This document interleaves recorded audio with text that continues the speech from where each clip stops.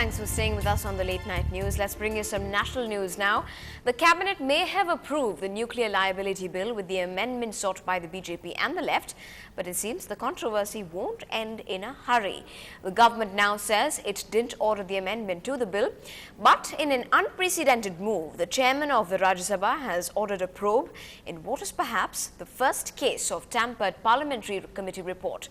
This report pertains to fixing liability and ensures compensation for victims in case of a nuclear disaster so that another Bhopal doesn't occur. The Congress's chief troubleshooter, Pranab Mukherjee, met Lalu Prasad Yadav and Mulayam Singh Yadav to break the deadlock over the salary hike for the MPs. On Friday, the cabinet had approved a 300% hike in the MPs' salaries from 16,000 to 50,000 rupees. But the amount was promptly rejected by several parties like the Samajwadi Party and the Rashtriya Janata Dal. They argued it should be at least 80,001, that's 1 rupee more than the highest paid bureaucrat. Some details of which have been given, so this what government is fully aware of. Well, there's bad news from a river that's only overflowing by the minute. The Yamuna has crossed the danger level in Delhi. The river has breached the level of 204.88 meters and is now flowing a little over that mark. The water level has gone up by about 4 centimeters overnight. As of now, low-lying areas around the river in Delhi have been evacuated. Alerts have been already issued anticipating fears of a flood. But till now, about 205,000 cusecs of water have been released from Yamunagar in Haryana. Staying with national news, farmers in Jharkhand have written a letter to the President of India and the governor requesting them to grant permission to commit suicide. Acute drought-like situation in the region has forced these farmers to take this extreme step since they have no means of sustenance. Here's their story. हम लोग राज्यपाल को भी निकला हुआ है, राष्ट्रपति को भी मेरा हम लोग किसी के यहाँ विज्ञप्ति प्रस्तुत किए हैं। अगर उस पर अगर मानती है सरकार तो उससे अच्छा है कि हम लोग को मतलब सामूहिक रूप से मतलब गांव वाला से हम लोग मतलब आत्महत्या कर जाएंगे। The first reaction is to dismiss this as an attention-seeking gimmick. But think about it. This is the second year of drought. For these farmers, 2 years of no crop, no rain, and no relief from the government. 2 साल से हम लोग को पूरा भूखमरी छा गया है, और बाल बच्चा भी मान लीजिए पढ़ाना लिखाना है, तो अब पढ़ाए लिखाएंगे नहीं तो फिर और जीने का आगे फिर कोई रास्ता नहीं. When poverty is so desperate, the measures to find a way out are equally desperate. Jharkhand is grappling with a 42% rainfall deficit. All districts have been declared drought hit. I would like to assure my farmer brothers and sisters that the state would do everything possible to mitigate their problems. Well, if such a broad-based relief plan is in place, why are these farmers contemplating death, Mr. Farooq? An NDTV Bureau report. Union Minister Mamata Banerjee's remarks questioning the circumstances of Maoist leader Azad's death and her subsequent insistence that she stands by those remarks created quite a furore in the parliament. But now, one of Buddhadev Bhattacharya's own ministers seems to be echoing Mamata's question in what can only be a huge embarrassment for the left front government in West Bengal. তাকে আলোচনার জন্য ডেকে নিয়ে গিয়ে হত্যা করা হয়েছে, এইভাবেই আঙুলটা উঠেছে। কাজেই আঙুল যদি উঠে থাকে আমরাও সেইভাবেই সন্দেহ করে আঙুল তোলার চেষ্টা করছি, কিন্তু আমাদের আশ্বস্ত করা হচ্ছে যে না, এটা তদন্ত হবে, তদন্ত করে বিষয়টা বেরিয়ে আসবে। জানি না তদন্তে কি বেরিয়ে আসবে না আসবে, কিন্তু আঙুলটা আমরাও তুলছি যে আলোচনা না থাকলে তিনি অতদূর গিয়ে পৌঁছতেন না, এবং সেখানে পৌঁছে যখন এগোচ্ছেন তখন তিনি নিহত হয়ে গেলেন। তো এই যাই হোক, এটাকে নিয়ে একটা তদন্ত হোক, সে তদন্তের মধ্যে যাই হোক একটা সাবব্যাং বেরিয়ে আসুক, কি বেরিয়ে আমরা দেখি মানুষটি তো মারা গেছে।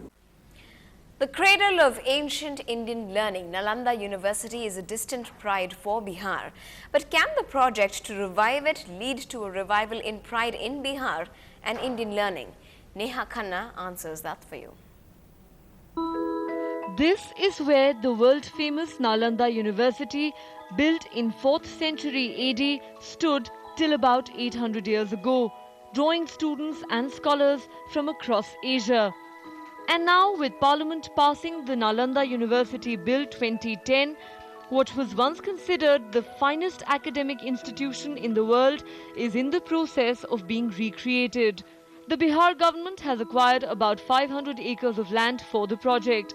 The estimated cost of the university is over 1,000 crore rupees. The Planning Commission has allocated 50 crore rupees. The government hopes to raise the rest from governments and private donors in other Asian countries. Professor Amartya Sen heads the Nalanda Mentor Group, which will also act as its interim governing board. The Nalanda University project is one of Bihar Chief Minister Nitish Kumar's pet projects. He has in fact linked the resurrection of the ancient university to the building of brand Bihar and revival of Bihari pride. सबसे पहले तो site का development होगा। 400-450 एकड़ के करीब जमीन का अधिग्रहण हो चुका है और जमीन का अधिग्रहण का काम चल रहा है। इस जमीन को विकसित करने का काम प्रारंभ होगा। Others associated with the project say it will be a symbol of Asian intellect. It's the pan-Asian characteristic of Nalanda, and which really makes this new initiative a symbol or an icon of the surge towards the quest for an Asian Renaissance. Construction is expected to begin in a year. With the revival of this university, perhaps Bihar and India will now find a prominent place on the global education map.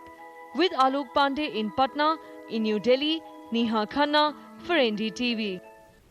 On to some news from the world of sports. A day after reports that India's top tennis brass might stay away from the Commonwealth Games because the AITA has not paid their dues, the tennis stars Leander Paes, Mahesh Bhupati and Somdev Devvarman have now confirmed their participation through a letter. They say that the Commonwealth Games has promised that payments will be made on time. The players also said that the letter written to the AITA was internal and should never have been leaked to the media. They confirmed that they remained committed to playing for India after assurances that their dues would be settled before the Games.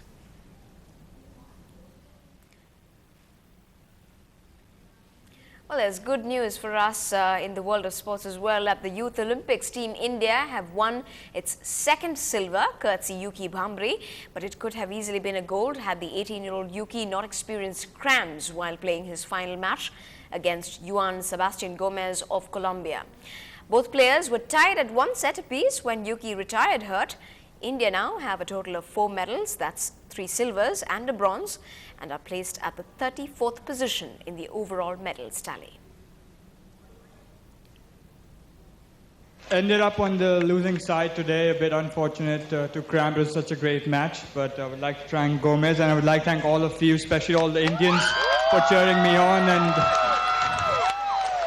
and just being out there for me. We'll have to be happy with the silver this time, but hopefully gold next time. Thank you. Well, apart from tennis players, looks like and sounds like cricket players too do have a lot to say. But when they don't have, when they're not speaking to NDTV Hindu, in fact, they're perhaps entering diary notes. A few entries by Australian skipper Ricky Ponting have revealed a divide amongst Aussie players over the issue of security concerns during the India Premier League earlier this year. Ponting has revealed details of a bruising argument between Australia's past and present players over safety concerns in the lead up to this year's IPL. In February, in fact, Ponting was adamant that those who signed up for the 2020 event should follow the recommendations of the security advisor, but former internationals such as Adam Gilchrist and Shane Warne were opposed to that move. Now, as we are here in India gearing up to send Chandrayaan-2 to the moon again, we may really need to claim our space on the moon, which is soon shrinking. At least that's what the new research by scientists say. They say we won't have to worry too much though, as it's not going to be disappearing anytime soon. According to the research, there are cracks in the moon's crust that have formed as the interior has cooled and shrunk over the last billion years or so. That means the surface has shrunk as well. Well, we wouldn't want the moon to go away, would we? That's the news tonight. Good night. Thanks for watching NDTV Hindu.